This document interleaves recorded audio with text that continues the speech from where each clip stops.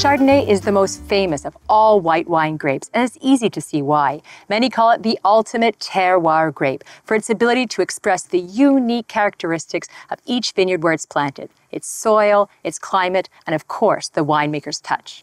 Chardonnay is planted all over the world, in part due to its popularity, but also because it grows well in many different climates. However, the benchmark for top quality Chardonnay is, of course, Bourgogne. You're probably familiar with the great Chardonnay wines of Chablis and the Côte de Beaune, but perhaps you didn't know that the grape comes from here. I am Jacky Blisson, Master of Wine and die-hard Bourgogne wine lover. I'm here in the village of Chardonnay in the southern reaches of Bourgogne. Founded by the Romans, the ancient settlement of Cardinacum became Chardonnay over time. Evidence of winemaking here dates back many centuries, but it was in the late 1800s that Jules Guyot wrote of the town's excellent old vine Chardonnay. Over time, the grape name and that of the town became one and the same. As the birthplace of such a well-known grape, why isn't the village of Chardonnay better known? Well, with just over 200 hectares of vines, the production of Chardonnay is quite small, but high in quality. In fact, since 2005, it is one of 27 villages that can append their name to the Mâcon appellation. What is the Mâcon appellation all about? And why have these 27 villages been singled out? For the next few days, I'm road tripping across the Mâconnais to find out.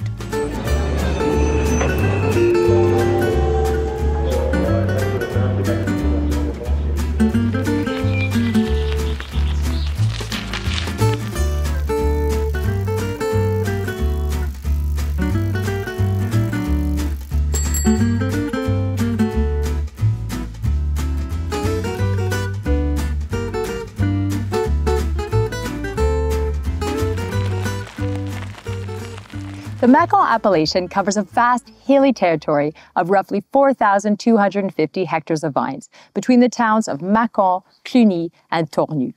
There are 3 designations: the AOC Mâcon for white wine, rosé, and red wine from a wide swath of this area, the AOC Mâcon Village exclusively for white wine from a subset of 80 villages, and the reason I'm here, the Mâcon Plus named village, officially called geographical denominations. To highlight the best terroirs across the entire Mâcon zone, 27 villages were identified. These Mâcon Plus named village areas have stricter production rules than the AOCs of Mâcon and Mâcon Village, notably when it comes to yield, ripeness level at harvest, and so forth.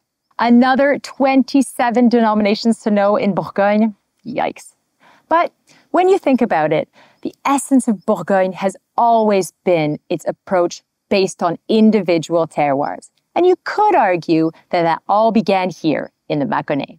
In the Middle Ages, Benedictine and Cistercian monks were the major vineyard owners in Bourgogne. They were the first to carve out precise plots of land according to their soil makeup and topography. Founded in the year 909, the Benedictine Abbey of Cluny, here in the heart of the Mâconnais, is the oldest of these powerful orders. The chateau of Berzay-le-Châtel, behind me, is the oldest barony in the Mâconnais. It was transformed into a fortress in the 13th century to defend the Cluny Abbey. The vineyards of Berzay are located within the Mâcon Mi-Lamartine denomination. The name Lamartine might sound familiar, as it refers to the 19th century French author, poet, statesman, and local grape grower Alphonse de Lamartine. His literary references to me brought a lot of attention to the town's wines. To the southeast lies the town of Vinzelles. Its name is adapted from the original Roman form Vincella, Latin for little vine. Viticulture was so fundamental to the economy of Vinzelles, the vignerons in the 1500s fought for and obtained the official excommunication of caterpillars ravaging their vineyards. Mâcon Vinzelles makes white wines that are charming and opulent. In the 18th century, Charnay-les-Mâcons was a central hub for wine commerce. The popularity of Chardonnay wines was in large part due to local grower Claude Brosse, who'd presented his wines at the court of Louis XIV 100 years prior and won his patronage. This hot limestone marl vineyard close to Mâcon is still admired for its ripe, full-bodied wines. The addition of new rail connections in the 19th century was a major boon to certain villages with stations, such as Mâcon-Prissé, a vineyard area in the Petite Garonne River Plain making spicy floral whites, and Mâcon Locher.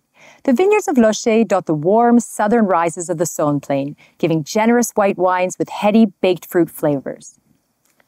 Over the centuries, the winemakers from these villages learned to draw the best from their terroirs. But what makes these vineyard sites so special? To understand that, we have to go further back in time, to the very formation of the Mâconnais soils and landscape.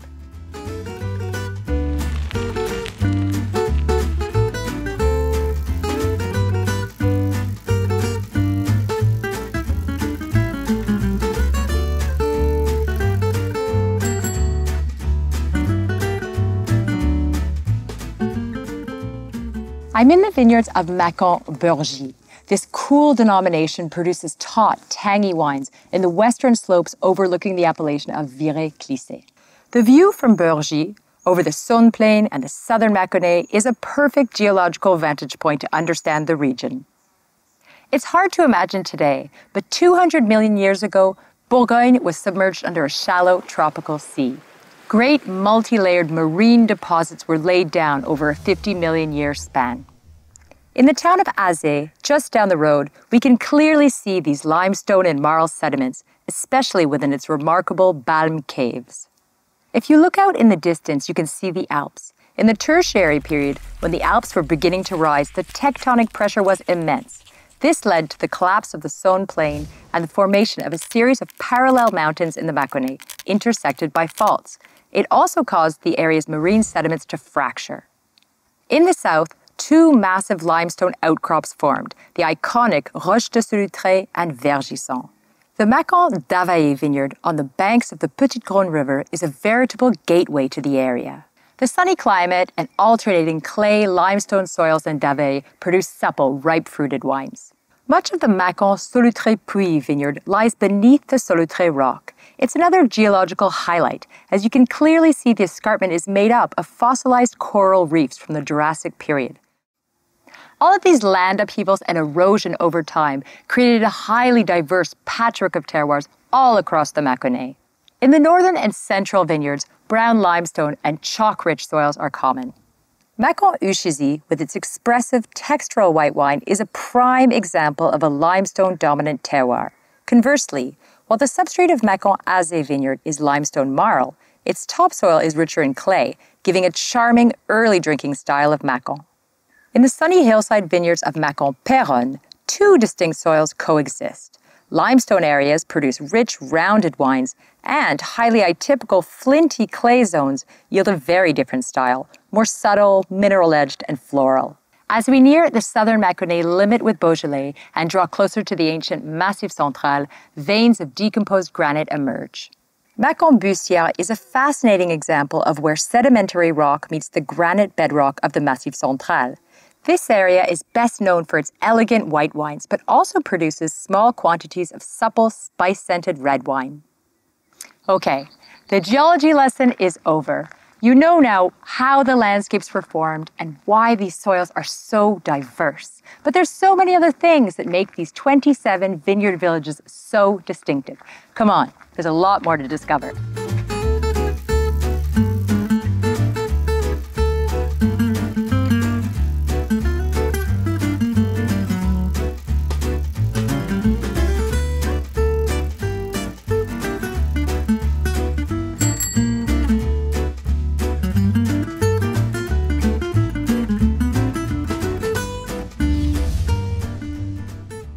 The Mâconnais vineyards extend 35 kilometers long by 10 kilometers wide between the Garonne and the Saône river plains.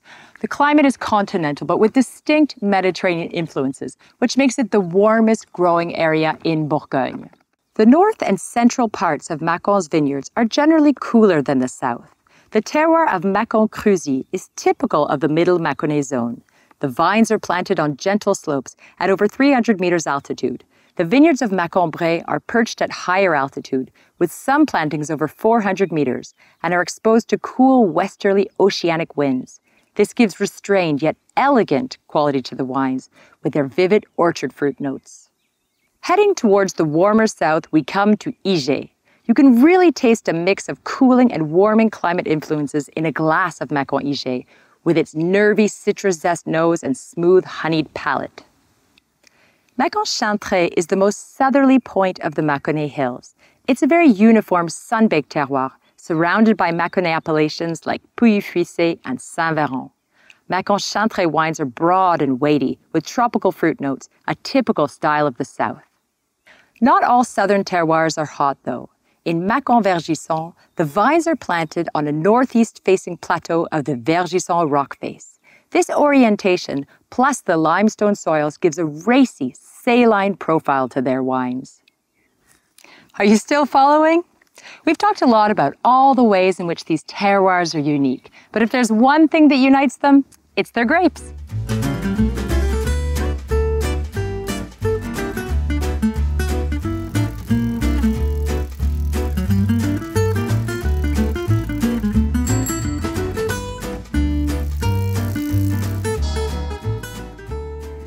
The Mâconnais is Chardonnay territory, but you already knew that. Chardonnay accounts for a whopping 90% of the area planted in the Mâcon appellation. And as we've seen on this journey, the styles vary widely from one village terroir to another. In general, fruity, early drinking Chardonnay tends to come from areas with sandy, silty, or clay-dominant soils. This definitely holds true in Mâcon Montbellier, with its sandy alluvial topsoils in certain vineyards and pockets of white clay in others. More structured, age-worthy Chardonnay often comes from limestone marl-dominant zones like Mâcon Fuissé. In the 18th century, its prized white wine vineyards were described as an artery of gold. Mâcon Montbellier and Mâcon Fuissé are among the 7 villages that are dedicated entirely to white wine.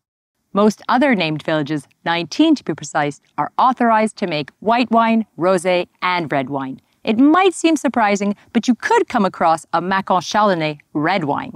Mâcon Moncé, in the northern reaches of the Mâconnais, is the transition point where Pinot Noir bows out, leaving Gamay center stage.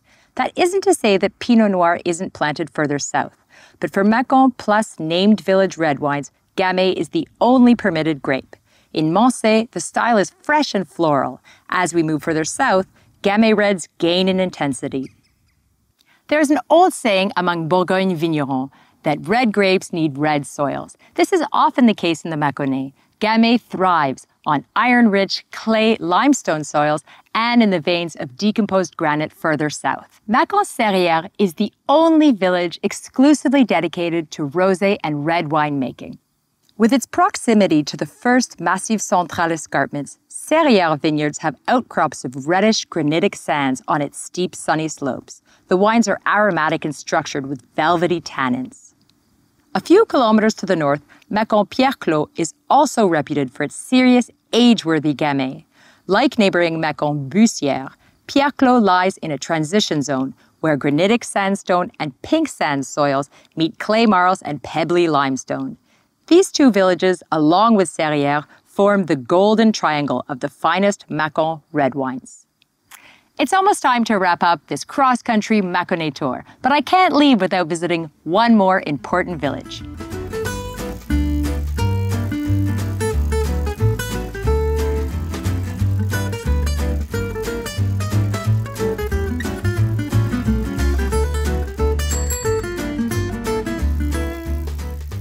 I'm standing in the heart of the Mâcon Luny denomination, known for its citrusy floral Chardonnay. Mâcon Luny is by far the largest denomination, with almost 500 hectares planted. The abundance of vines here is due to its ideal location, gentle limestone slopes with a temperate mesoclimate.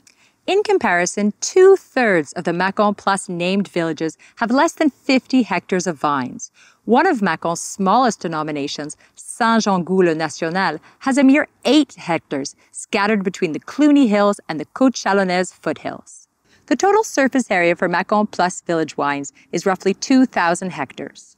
It's quite amazing when you think that these vines almost totally disappeared at the end of the 19th century.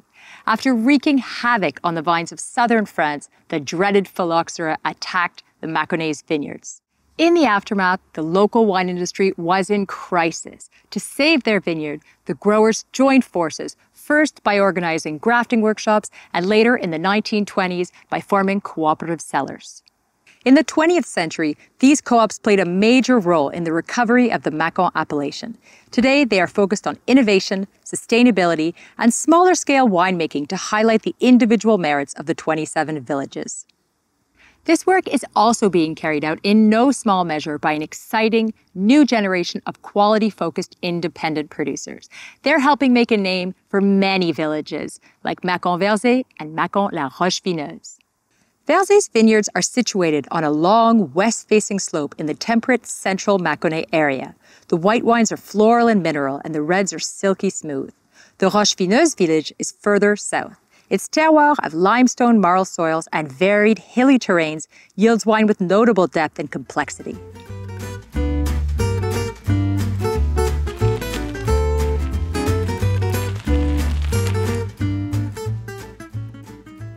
So there you have it.